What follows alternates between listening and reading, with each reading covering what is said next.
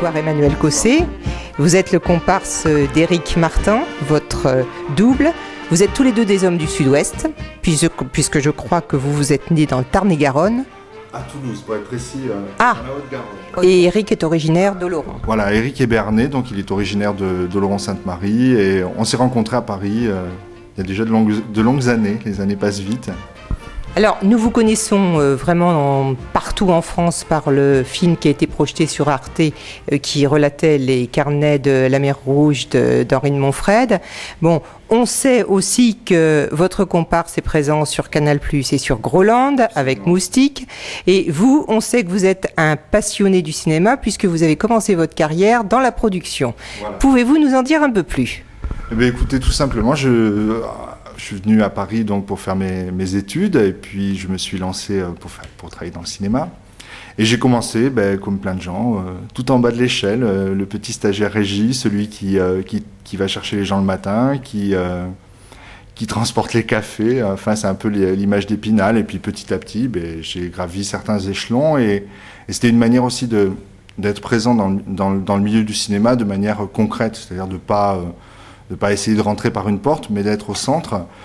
C'est une grande famille, en fait, en quelque sorte. Donc là, on rencontre aussi des techniciens, des gens qui louent du matériel, etc.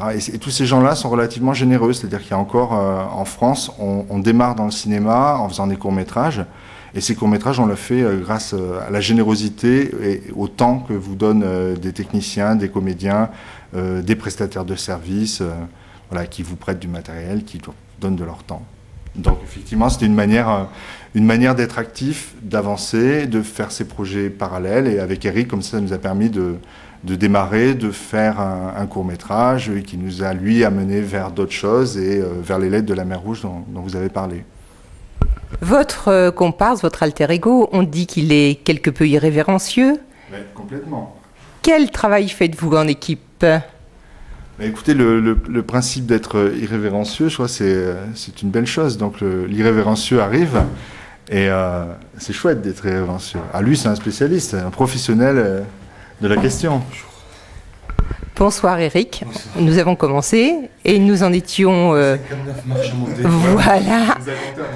Voilà, et je disais que vous étiez sur Canal+, sur Groland, et que vous aviez la réputation d'être quelque peu irrévérencieux. Est-ce la vérité ? Non, moi je crois pas que je sois irrévérencieux. Je pense que c'est le monde dans lequel on vit qui est devenu moraliste, casse-couille, triste. Donc dès qu'on ouvre un petit peu sa bouche, on passe pour un irrévérencieux, mais je pense que c'est le minimum syndical, quoi. On est très peu à faire ça. Il n'y a que Groland pratiquement qui est une bulle de liberté en France, mais on n'est pas irrévérencieux, on est normaux, quoi. C'est les autres qui sont empathiques. Alors, venons-en au film que nous allons voir ce soir en avant-première. Nos Pasaran. Alors, il fait référence à une phrase, enfin à des mots qui ont été prononcés par Dolores Gomez, qui ont été radiodiffusés en 1936. Dolores qui est devenue l'égérie des républicains et des antifranquistes, et dont le cri de ralliement a été Nos Pasaran. En 90, ce Nos Pasaran a été repris donc par les détracteurs de la route nationale 134. Quel fut votre rôle dans ce combat ? Où avez-vous été présent ? Où en avez-vous entendu ? Avez-vous été témoin ? Moi, je suis d'Oloron, donc je suis proche de la vallée d'Aspe. Moi, c'est un combat qui m'a toujours touché. Mais en plus, j'étais dessinateur de presse à l'époque, donc j'ai fait beaucoup d'affiches contre le tunnel du Somport. Et donc j'ai bien connu Éric Pétetin, qui est devenu un ami, Marie Labarrère, sa femme, est devenue une amie aussi. Donc oui, moi j'ai participé, on va pas dire activement, parce que j'étais jamais en Vallée d'Aspe, mais de temps en temps, si je pouvais donner un coup de main, je le faisais, oui, avec plaisir. Ouais. Et quel est celui des deux qui a eu l'idée de ce film alors ? Je crois que c'est lui-même. Ouais, je sais plus, ouais, mais enfin bon, c'est vrai qu'on a du mal à décortiquer les idées, hein. On les mélange assez facilement. Ouais, c'est vrai, je serais incapable de dire... Non, en fait, c'est effectivement, on voulait faire un film qui se passe dans le Sud-Ouest et tout de suite, ce thème nous a semblé très fort, hein. Très fort, très très intéressant. Bien, alors, votre casting rassemble des acteurs connus à la fois à la télévision, au théâtre et au cinéma. Et pour certains, vous leur avez donné une chance plus grande. Ils interprètent des gens du terroir, plus nature que nature, d'après ce que j'en sais, et qui sont à peu près la fresque des acteurs qui ont lutté à cette époque. Il y a le paysan, il y a des élus, il y a les anti-pouvoir public, il y a donc les écolos-terroristes que représente Rossi de Palma. Est-ce que c'est un film militant ? Je vais répondre, mais c'est non, pas du tout. Voilà. Donc, militant, pour moi, des fois, ça veut dire faire un peu la morale, quoi. Ça veut dire être sûr de ce qu'on raconte et il faut penser comme ça, il faut suivre le chemin. Nous, on ne suit aucun chemin, on ne dit pas aux gens, vous devez penser comme nous on pense. On a un parti pris dans le film, ça c'est sûr, on est plus des anti-routes que des pro-routes, mais c'est absolument pas militant. Chacun peut piocher ce qu'il veut dans le film. Bon, l'idée, c'est quand même de faire marrer les gens et puis de donner un peu d'émotion aussi, quoi. C'est pas de délivrer des messages, quoi.